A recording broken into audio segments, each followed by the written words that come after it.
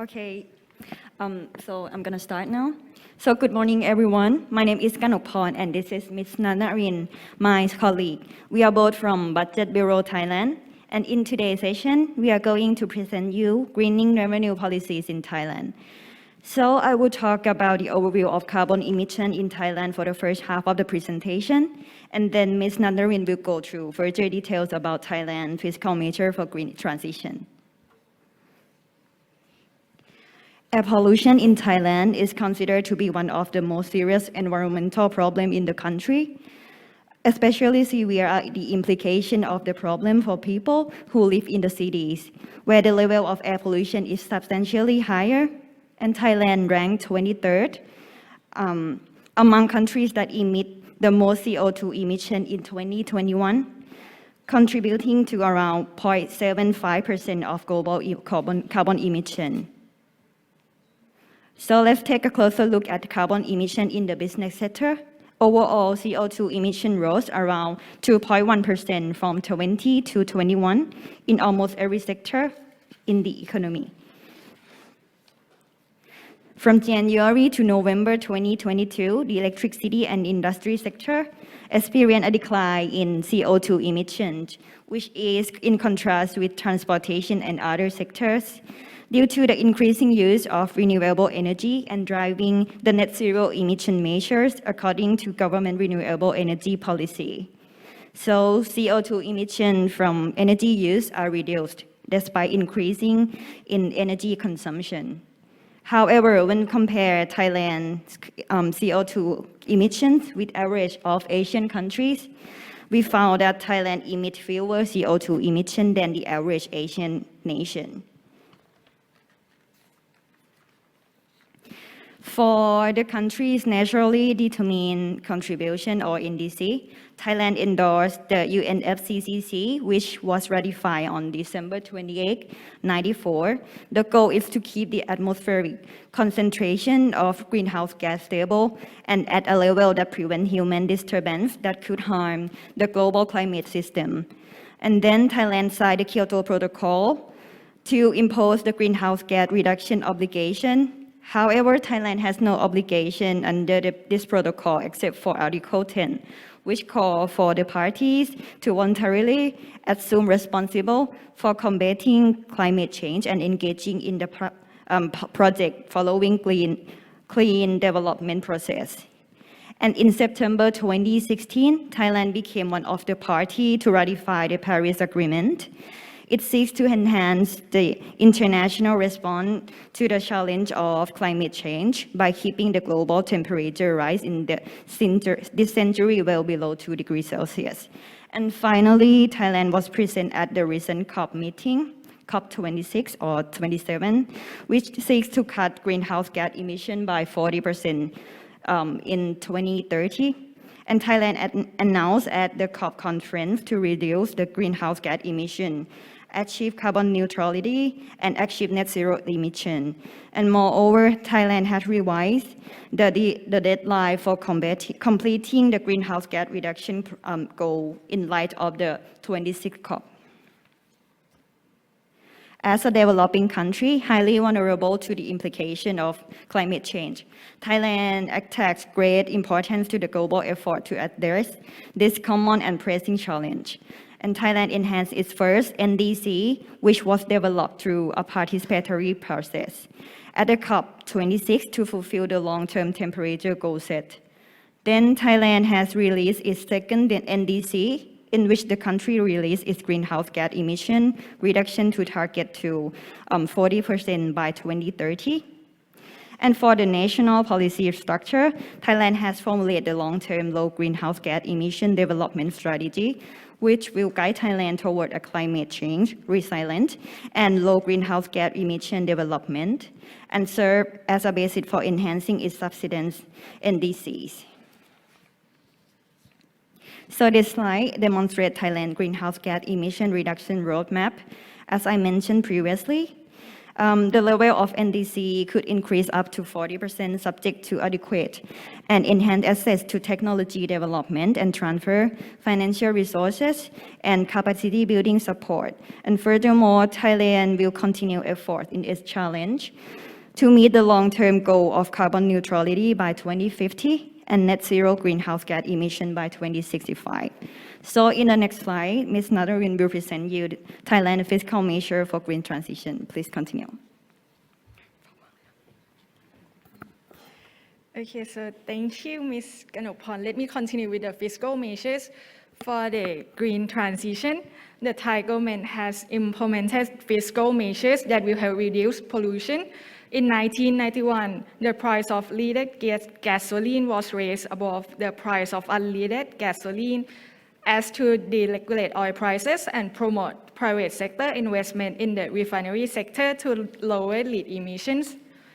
And recently, the Excise Department imposed an excise tax on products that negatively impact the environment and have negative externalities, such as oil, automobiles, and motorcycles, with different tax rates, depending on the amount of carbon emissions.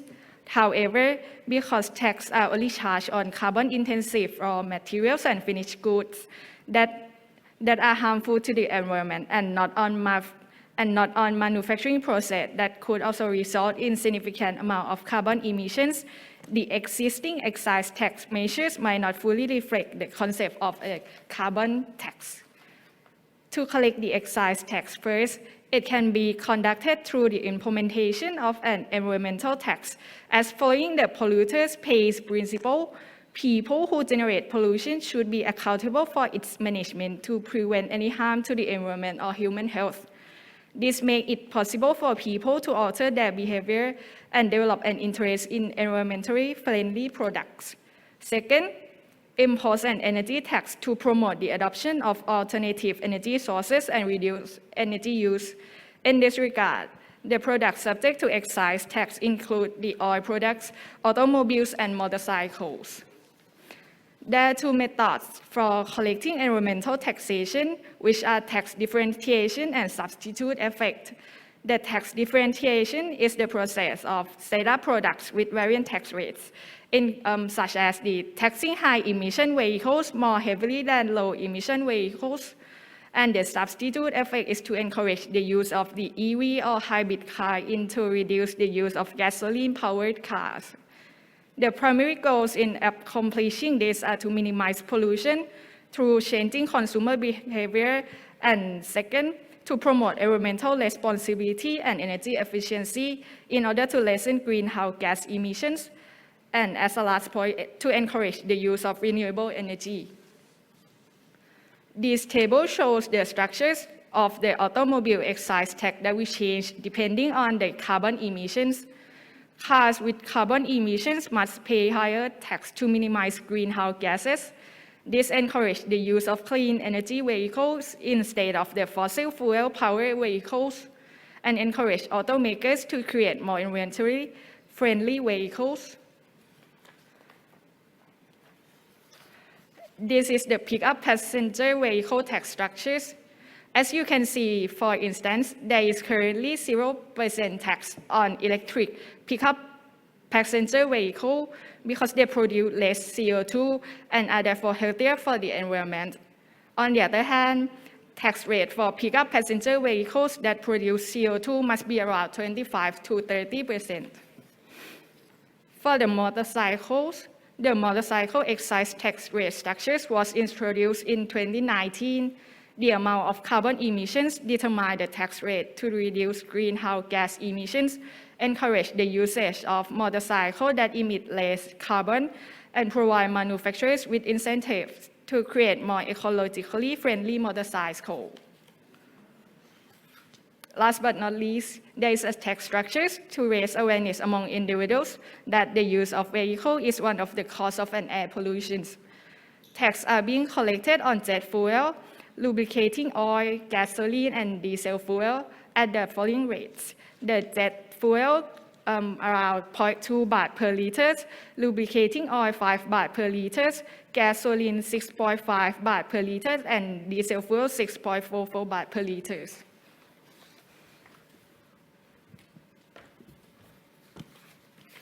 Okay, and then I will go quickly on this slide. So for the budget measure, the Budget Bureau has organized the annual budget allocation for environmental strategy. For example, strategic program on developing national preparedness system and disaster management system to ensure the country is prepared for all kinds of disasters, including natural disasters that may result from climate change. And in Budget Allocation Strategy 5, the government has allocated the budget to manage the natural resources and conserve environmental on the environmental friendly basis. And the main work program that are relevant here includes, for example, strategic program on coping with repercussions from climate change, aim to reduce Thailand greenhouse gas emission and reduce the impact of national disaster and climate change. And the next one is strategic program on dealing with pollution and the environment to ensure that the country will have effective and quality environment management that is favorable for the good life, quality of life of the people. And finally, Thailand has a voluntary emission trading system. It's developed under the Thailand Greenhouse Gas Management Organization, or TGO, to promote the greenhouse gas reduction implementation under the domestic voluntary carbon market and to design the measurement, reporting, and verification system in accordance with the international standards.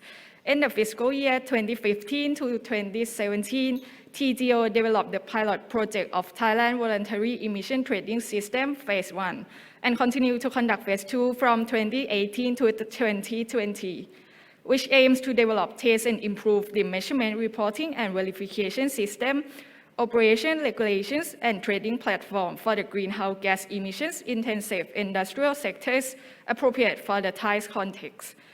The project implementation results show that there are 55 pilot plants from 10 industrial sectors, and as shown in the table, the highest participations come from the food-related industries, with 19 factories out of the 55 pilot factories. Moreover, TGO has developed and built capacity of relevant public and private sectors. Since 2012 to 2019, there have been 44 seminars and consultation meetings on ETS organized for stakeholders to prepare their readiness to increase capacity for entrepreneurs and relevant partners, and to enhance stakeholder engagement for adjusting the operational guidelines suitable for the Thai context, if it will be applied and implemented in the future. And that's all about our presentation. Thank you for attention.